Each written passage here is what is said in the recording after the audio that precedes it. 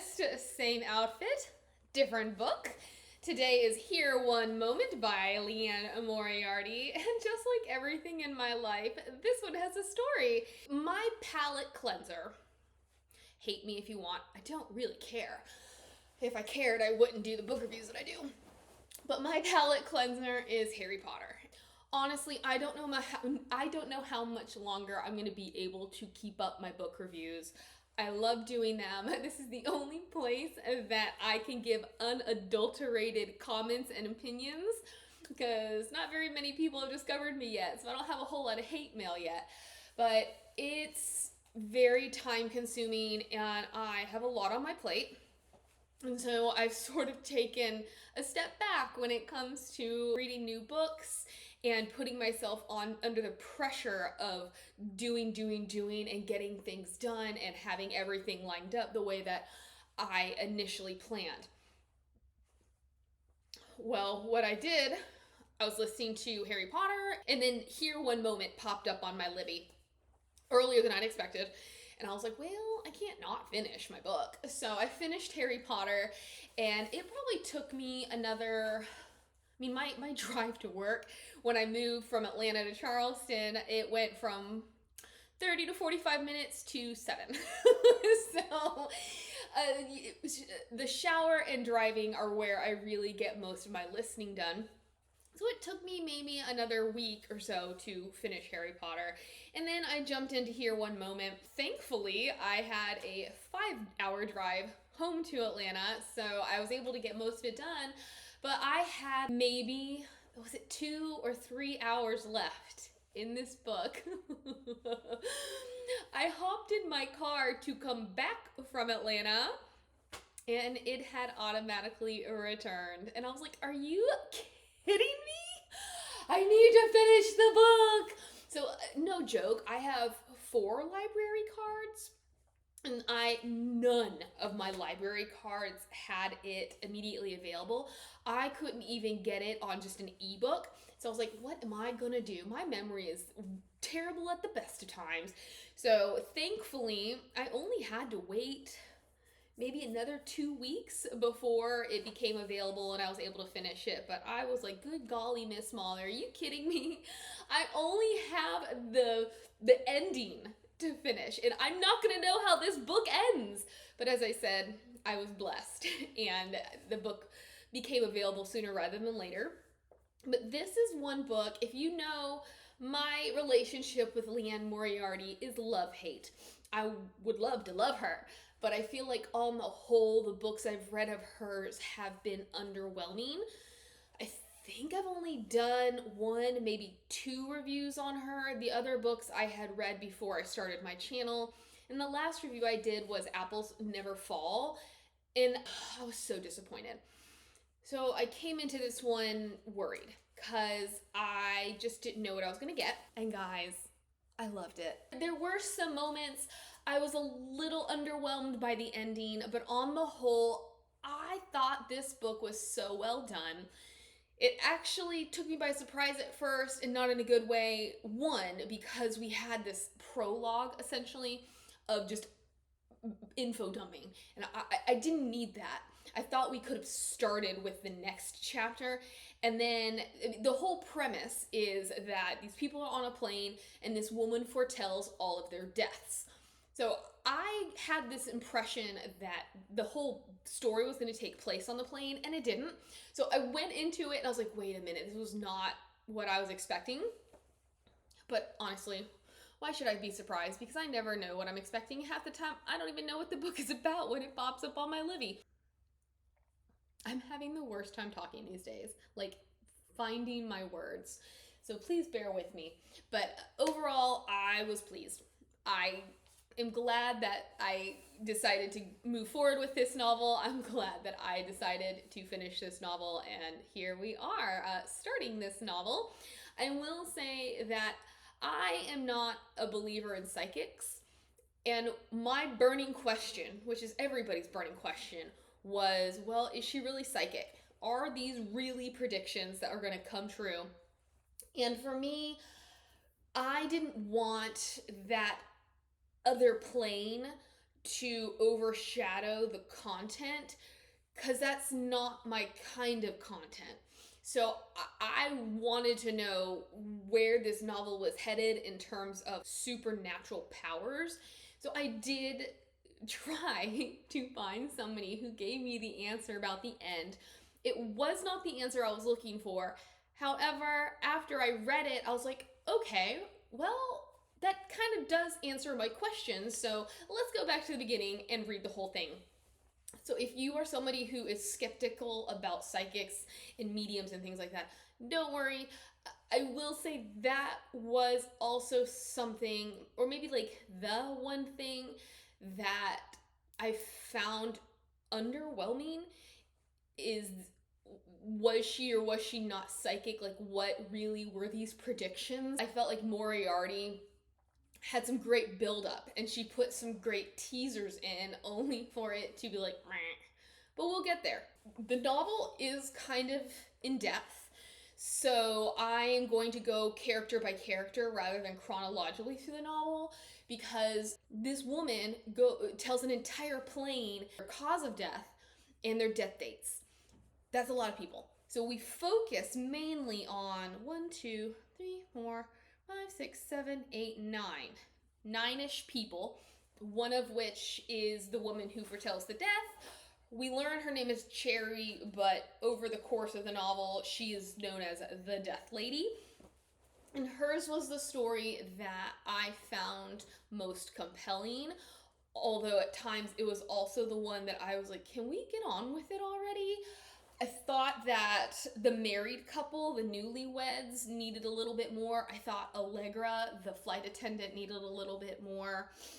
We had a heavy emphasis on one character named Paula, largely because it concerned her infant son, Timmy. So I do wish we had a little bit better balance of all of these characters and their predictions. And if we weren't going to have a better balance, I wished that we would have pulled back from some of the characters. But I can also see why we focused on so many characters, because Moriarty really sorry, my memory, I'm just going to read it.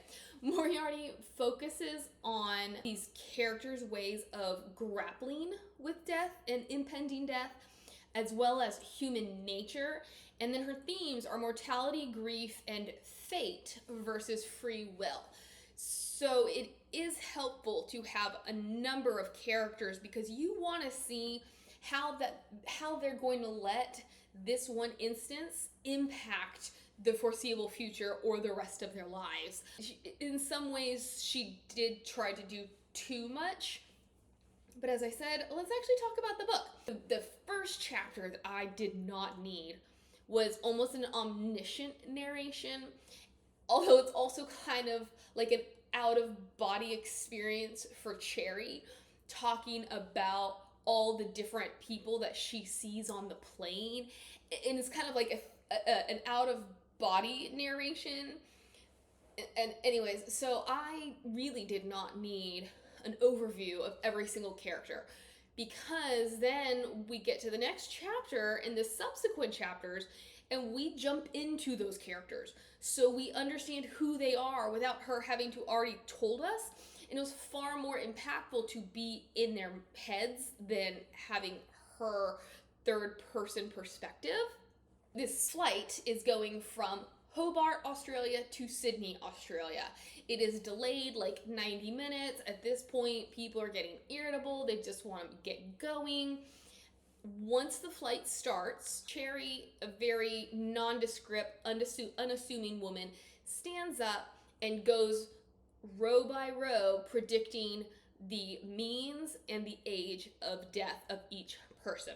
We're going to start with Allegra, the flight attendant. Allegra is Indian, and she's extremely beautiful, but apparently her heritage has caused her to suffer from quite a bit of bullying, and so she has a lot of insecurities.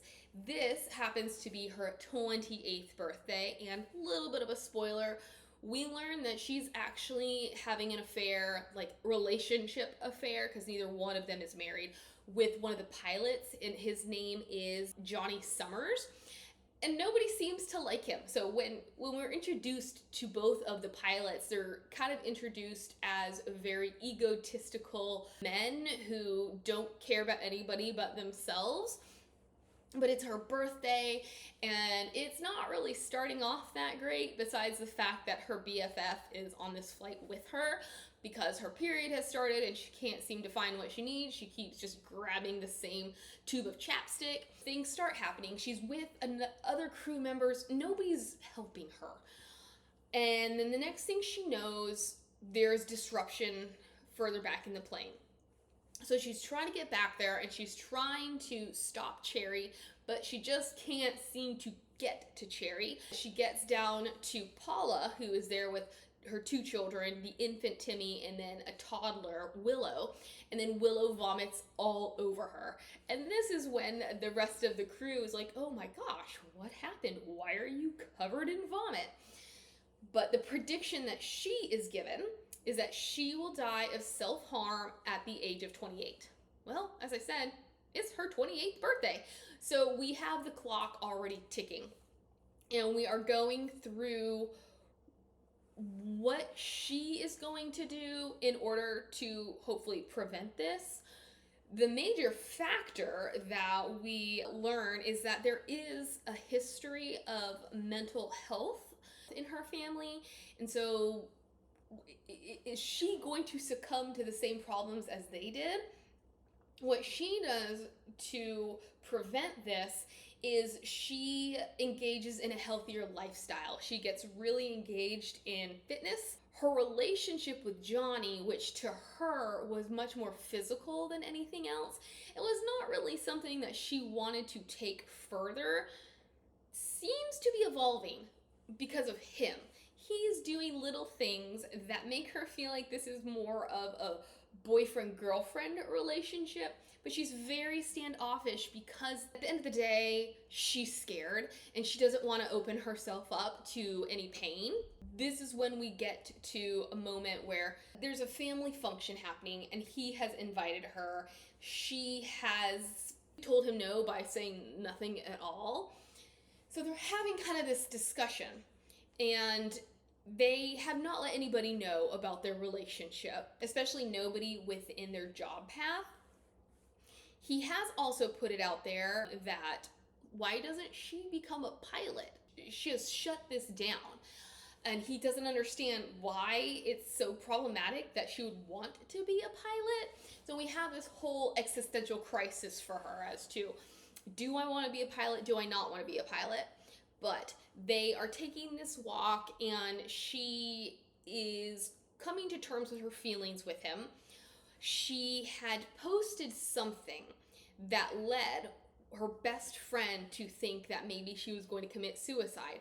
So as they're walking, and as she is about to change her mind and agree to go to see his family, her best friend comes running up behind her. She ends up tripping over a dog, or kind of over her own 2 feet, falling and hurting her back, which this is throwing a wrench into her fitness plan, and therefore we do not know what's going to happen with her in terms of the prediction.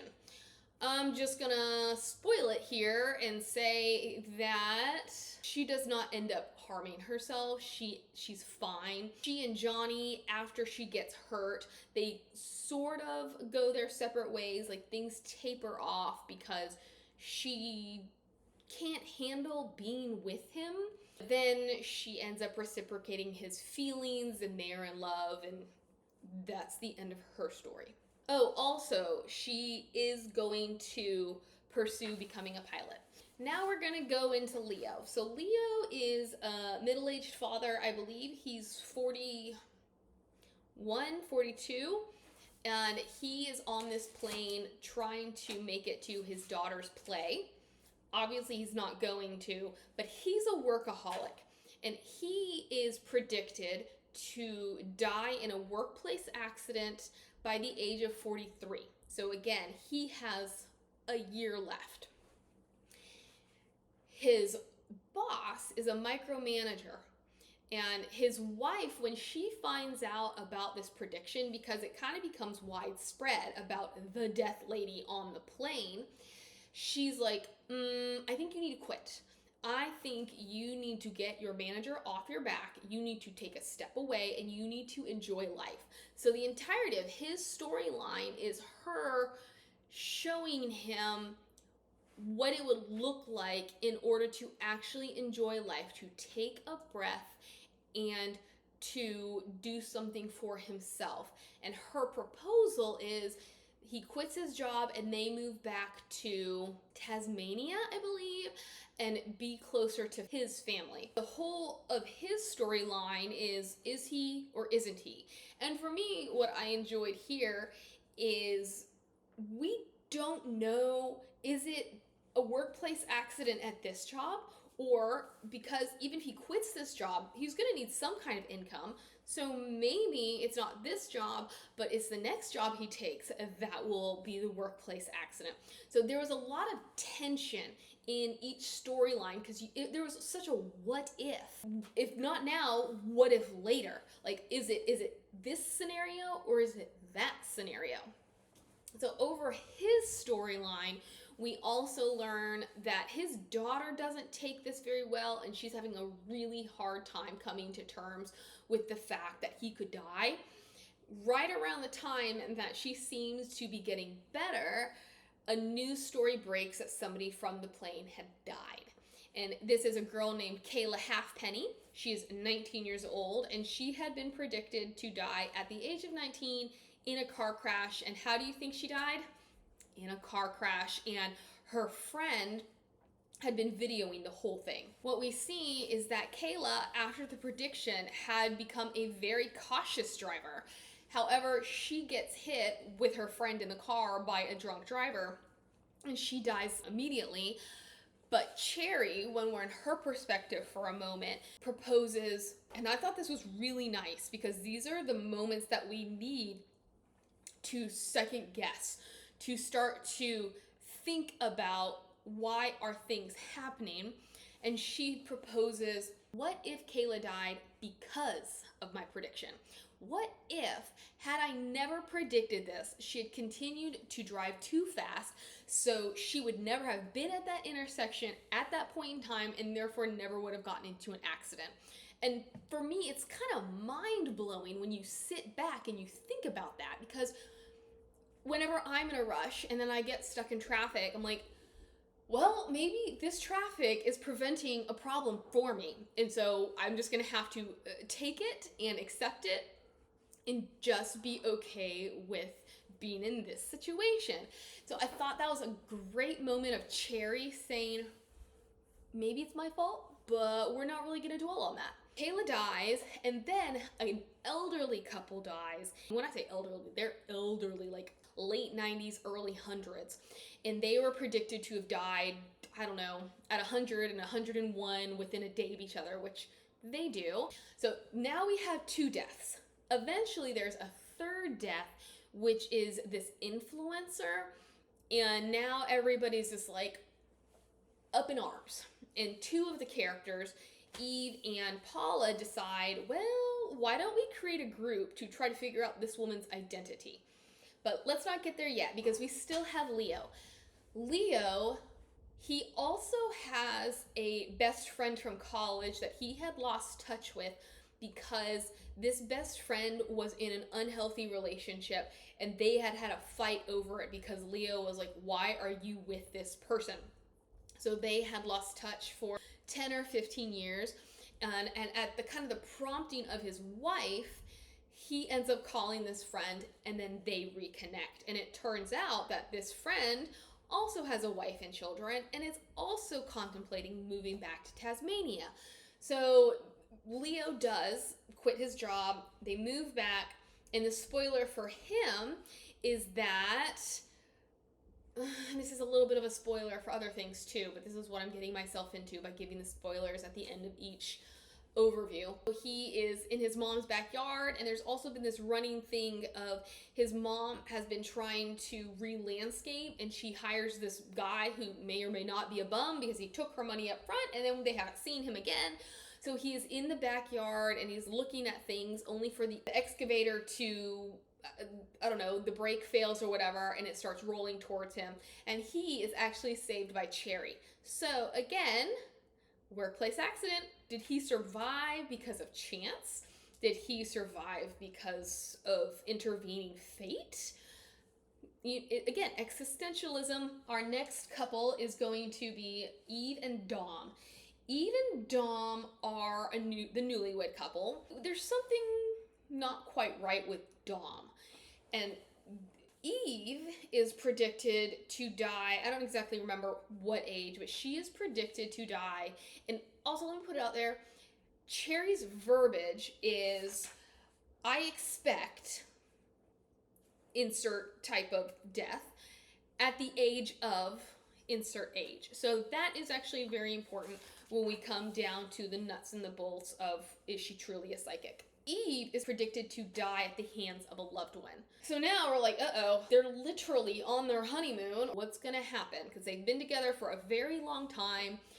Dom, at the prompting of his father, actually breaks up with her at some point because it's like, why put all your eggs in one basket? You're too young, because they're only 20. So he breaks up with Eve thinking, let's give something else a chance first. Eventually they get back together and his dad is like, you're a moron. But they have had this lavish wedding. They have this great honeymoon. Then they come back home. They're in their new apartment. Eve opens up the credit card bill and she is appalled at what she sees. So this is setting the stage for the dissolution of their marriage, possibly, because she may possibly die at his hands. We know there's something off about him. And now we're adding in the pressures of marriage very early on. I would really love to know what that credit card statement was. I'm gonna say I could never be in that position just because my limit's not that high, and I will keep it that way for a reason. But I can only imagine what she saw, because this is the driving force behind their entire plot line. He is sort of an entrepreneur. He works with cars, but apparently he never follows up with people's payments. And then he was also, or they were planning on capitalizing on this app that he was going to come up with in order to run his own fitness empire, and that's not panning out. So now they are relying on her menial income. And the thing that we learn from him is that he suffers from a sleep disorder, so he sleepwalks a lot, and it is an after effect of the loss of his mother from when he was a child. And I guess that wouldn't be so much of a problem if it weren't for one time when they were all camping and he had threatened to kill her in his sleep. Turns out he was only repeating movie lines because they had been playing a game earlier about kind of what movie is this from. But this has scared him and kind of her enough that they're like, well, what's going to happen? And he gets to this point where he's like, well, you need to handcuff me to the bed. We need to sleep in different rooms. We need to get a divorce. And she is so level-headed. And she's like, no. And once again, she looks at him and she says, what if I don't die at your hands? Maybe if we divorce, I'm going to die at the next guy's hands. So, like, can we please take a moment to reevaluate everything that we're thinking and doing? She's out and about. She could be at her job. She could be at the supermarket. But she encounters this guy, this young professional. I forget, he's a doctor. He's a lawyer. He's some kind of really good job in his 30s. And he's saying how he has just moved back in with his parents. And this is when she says, well, if this guy, who's in a much better position than we are, is going to move back in with his parents, maybe that's something that we should consider too. Thankfully, they'd only signed a short-term lease, so they do, I forget if they move in with her family or his, but she gets him to listen to reason about, I'm safe with you. Don't worry. And we have all of this debt. Instead of suffocating under our debt, why don't we just move in, make some smart financial decisions, get back on our feet, and then deal with things again. That's the idea of knowing your situation, possibly knowing your future, but making sure that you take steps to avoid that. Because domestic violence happens when people are under immense pressure and stress. So this is what we're facing is he going to harm her? Is he not going to harm her? And in the end, he does not, and they make sure, and I think he starts going to like a sleep therapist or something, and they take the necessary steps in order to make sure that he is healthy and she is safe. But in the midst of all of that, her family background is her dad lied to her mom when they first met. In order to make him seem like the perfect guy, he paid a psychic to tell her he was the one. Not a great marriage, didn't last very long, but Eve is thinking, if I can only find Cherry, and I can pay Cherry to change her story, we'll be fine. This is when she teams up with Paula to figure out Cherry's identity. And then in the end, things happen the way they happen. Itchy foot, itchy nose, I am falling apart. Our next character is this guy named Ethan. And Ethan is a little frustrating for me, but that's neither here nor there. Well, actually, it is here nor there. My first frustration with him is when we meet him on the plane, he's already dealing with death because he is coming back from his friend Harvey's funeral. All I wanted to know, how good of friends were he and Harvey? Because it doesn't seem like he actually liked Harvey that much, but Harvey is this constant voice in his head throughout Ethan's entire storyline. And I just couldn't help but wonder, if they're not great friends, why is he listening to whatever Harvey would have said? He obviously knows Harvey well enough, or knew Harvey well enough, to know how Harvey would react to certain situations. But for me, I'm not going to listen to somebody that I don't like or respect. So I would have liked for that to have been established a little bit more. So he's already got this on his mind, and he is 20s as well, maybe 30s, I don't remember. He's predicted to die by physical assault. We quickly meet the person who could be the means of his demise. Because when he gets home, we meet Jasmine. Jasmine is his flatmate, but she is also the person that he is quietly pining for.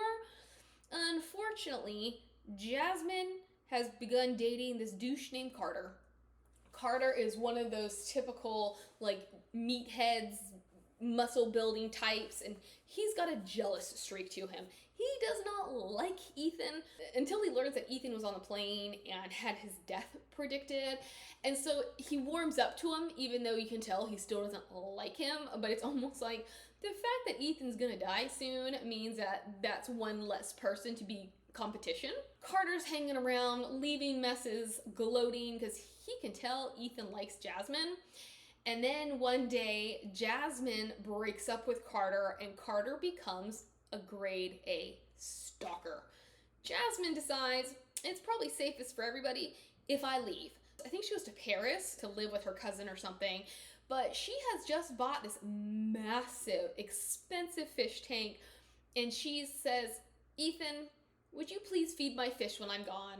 And this is about the time that Ethan says, I don't like her. This is annoying. She bought these fish, and then she up and leaves, and she wants me to take care of her fish, plus her boyfriend is annoying, or her ex-boyfriend is annoying.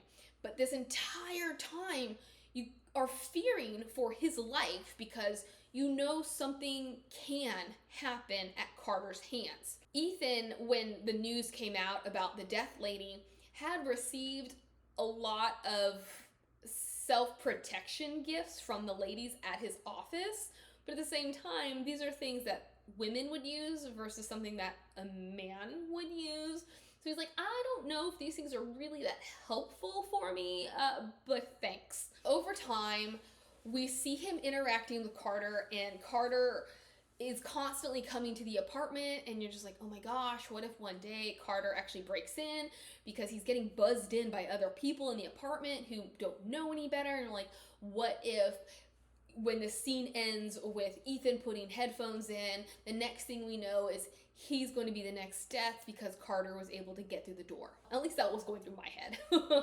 One day, Ethan runs into Layla, who is Harvey's sister, and Layla is with this really beautiful friend, and Ethan's just like, hubba hubba. So they're hanging out, and they run into Carter. They're at, it's like a waterfront crab house or something, not like a bar or a club per se, middle of the day, but Carter is trashed. And he's trying to pick a fight with Ethan. The girls say, let's get out of here. This is the moment where you're like, oh my gosh, is this the moment? Well, apparently it is not, because Ethan is somehow saved by a seagull. I don't know how. We are introduced to the idea that there are a lot of birds that hang around here, because obviously it's waterfront. People are eating and drinking and they're expecting food, and there is this guy that walks around with a dog, and the dog is intended to chase away the seagulls. It just so happens at this moment the dog is unable to get to that seagull in time, but the seagull is able to prevent Carter from touching Ethan.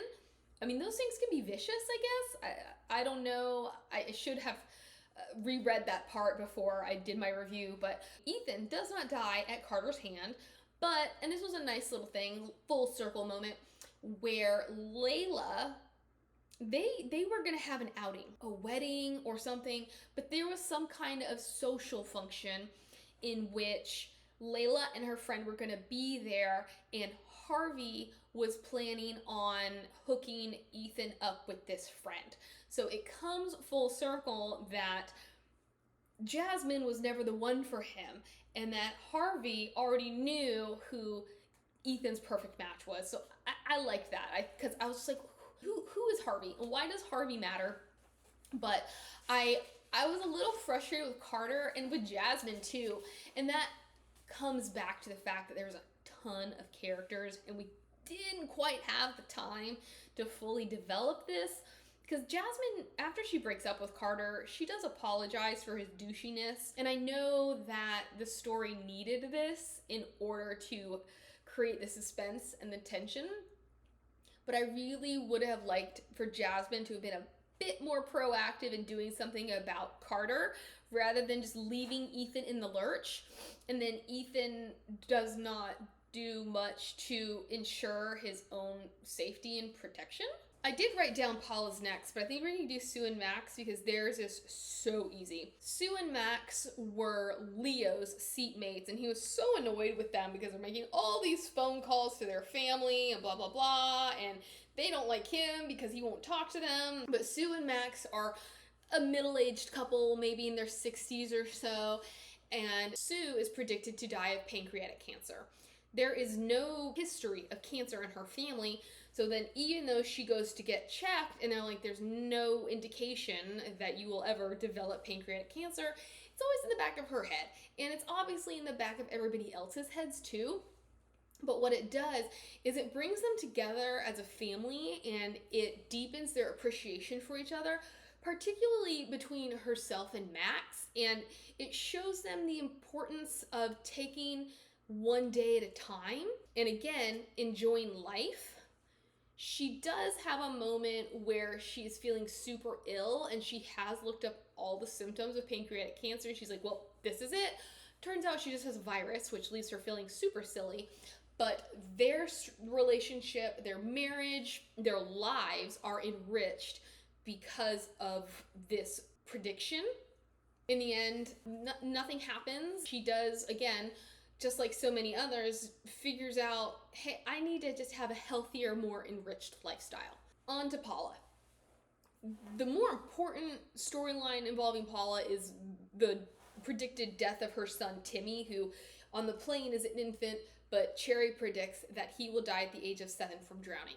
Paula has given her own prediction, and that she will die of chronic obstructive pulmonary disease at the age of 84. But there is no credence is given to hers. It's really a focus on Timmy. And so she is so worried about this prediction coming true that she automatically puts Timmy into swim lessons. But she doesn't just do one swim lesson. She goes to all kinds of different swim schools, and he's in swim lessons multiple times a day, every day of the week. For me, I don't find this too strange. Your kid is predicted to die by drowning. Like, let's make sure he can swim. I know her husband is like, I don't really know if we should put too much stock in what this one says, but whatever. But I think the greater issue is that she suffers from OCD, and it is something that she has struggled quietly with for a large period of her life. And it has just popped back up with this prediction about Timmy dying. And she also has a journal that she will write 100 times a day. Timmy will not drown. Timmy will not drown. So it's looking more into her mental health and how she is going to come to terms with what may or may not happen to her son, as well as the way that she's handling it. She ends up going back to see a doctor. He's like, here are the steps that you need to take in order to get better. Timmy does not die at the age of 7. He does have an incident in which he is on a school trip and he falls into the water, and if he hadn't been such a strong swimmer, he would have died.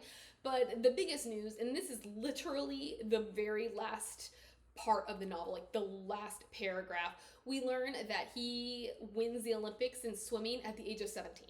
So he does not die, and his ruined prediction comes from preparedness, comes from knowing what the end result could be and making sure that we are prepared for it. What I find more interesting about Paula's storyline is that, as I said, she and Eve are in this to figure out Cherry's identity. She receives a notification from somebody with Cherry's identity, and she's at lunch with her friend Stephanie. And so she's like, oh, this is the death lady. And Stephanie's like, I know that lady. And it turns out that Stephanie's parents were best friends with Cherry and her husband. So there's a lot of full circle stuff here. And some of the things that I found most enjoyable were just kind of throwaway tidbits that Cherry would give us that in the end turned out to be connected to all of this, like with this Facebook group that Eve and Paula set up. And they have a picture that they put up there, and this one guy's like, oh, that looks like this lady who threw an egg roll at me one time.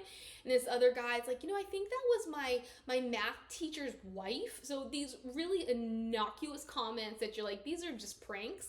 Well, it turns out that all of those things actually were true, and that made me giggle a little. But let's jump into Cherry. Cherry is the heart of the novel in many ways.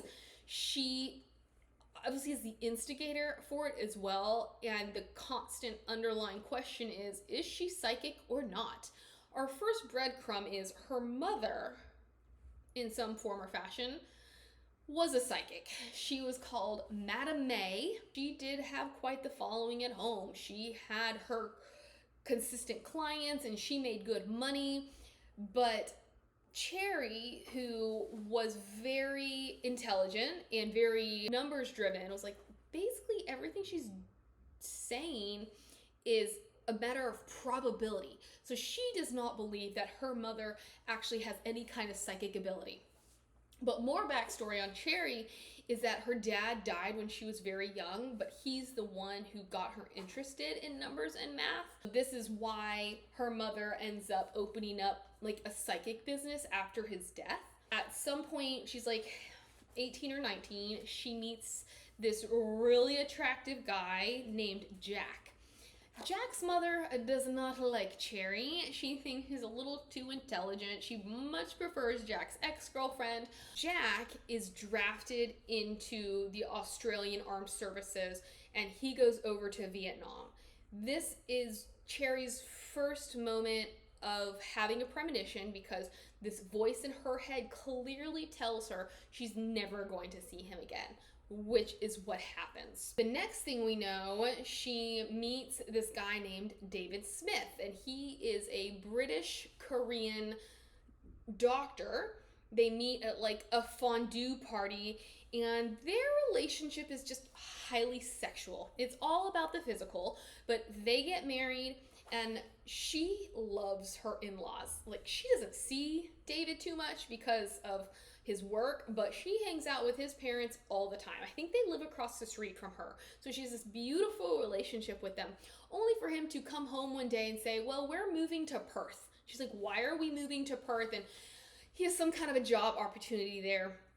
And while they're there, they are put up in kind of this medical housing. So everybody who lives in this apartment building are all part of the hospital. What they do every Friday is they have a raging party, and one family or like one apartment hosts this party every single week.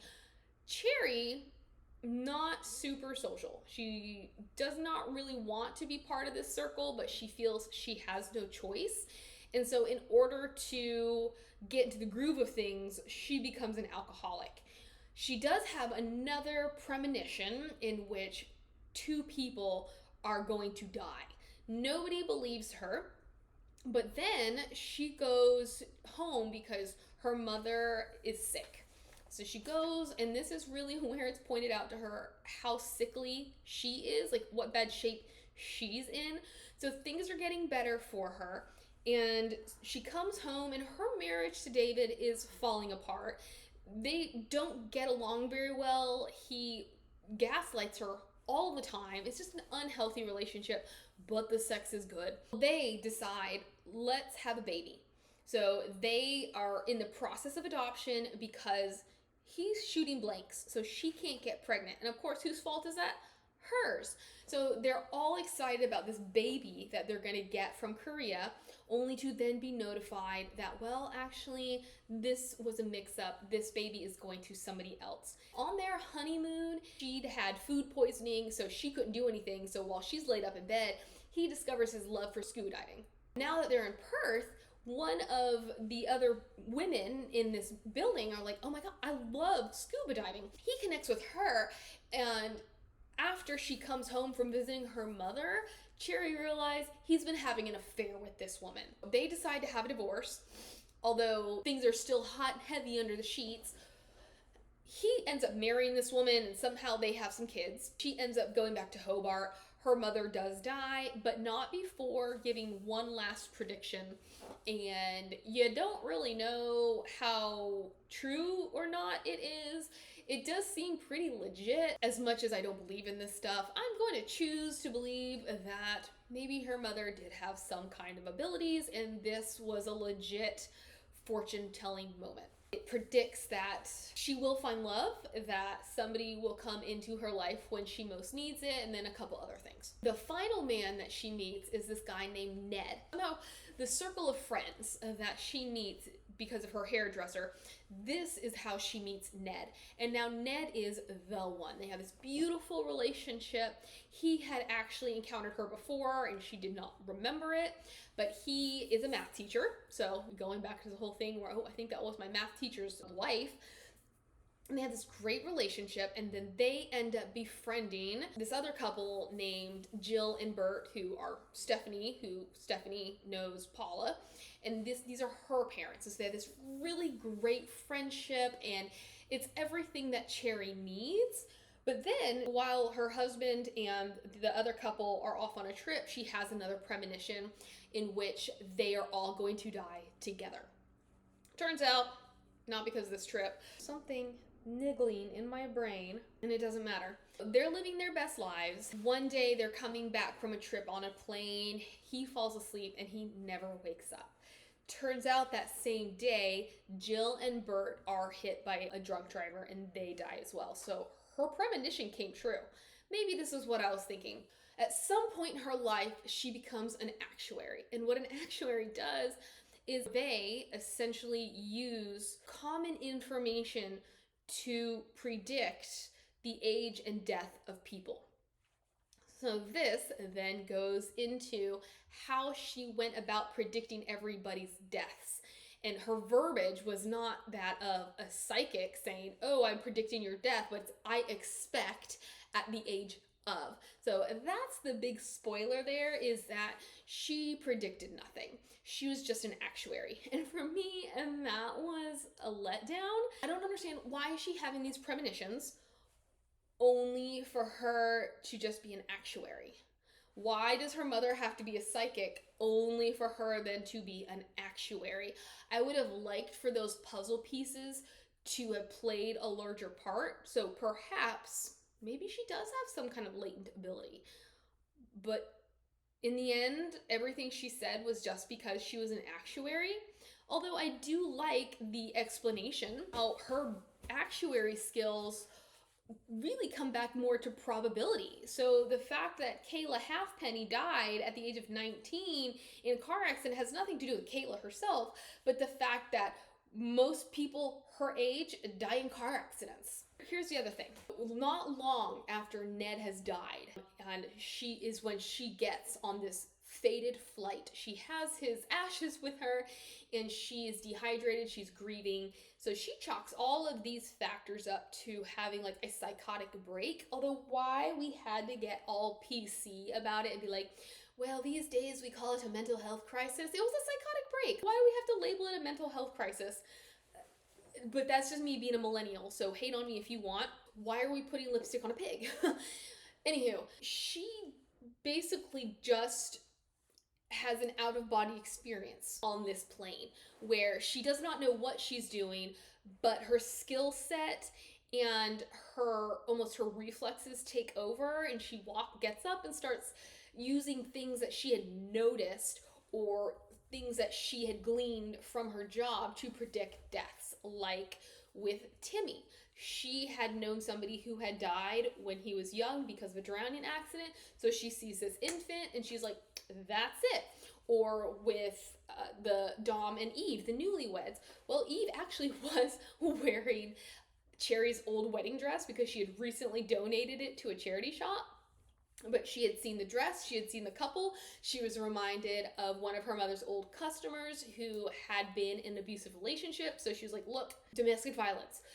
I enjoyed how we weren't left hanging as to how she came to each conclusion, but I felt like it was very discordant the way that we're all leading up to psychic, and then there's just a very basic explanation for it.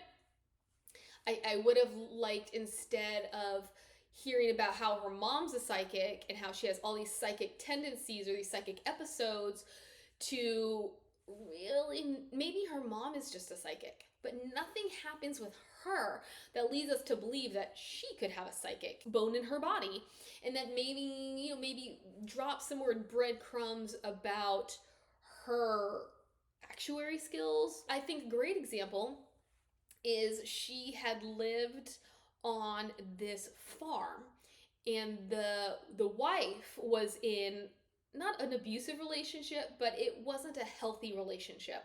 So what she does is she uses what she'd observed from her mother to read this woman's palm. And what she tells the woman to do is to get out. She sees everything that woman is going to do in order to get out of her marriage. And it wasn't that she was predicting anything, but she was giving this woman the steps that she needed to get out of the marriage, out of the relationship, and into a healthier place. So I think if we had more instances like that, where it was psychic, but obviously not, it wouldn't have felt like two worlds colliding when we get to the idea of it's just an actuary. I feel like there's one more connection with Cherry that I'm missing from some of the other characters, but I can't remember it and it's not in my notes. The one thing that I did see in my notes is the influencer that I said died didn't actually die. He faked his own death in order to gain more fame and followers. That is Here One Moment.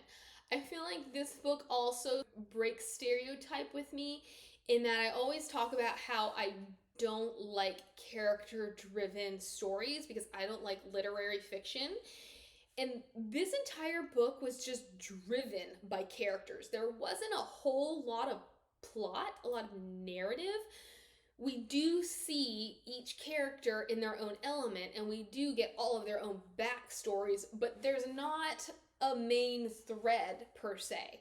The main thread is figuring out who is Cherry, and is she actually telling the truth about all these predictions. but there's no real storyline. So again, you know, we can all be proven wrong, and I so maybe if more authors handled their character driven novels the way that Moriarty had, then I'd be fine. But that's the novel. Let me know what you think. Let me know what your favorite Moriarty books are. Tell me, do you disagree with me? Because that's totally okay. I hope you enjoyed it. Bye.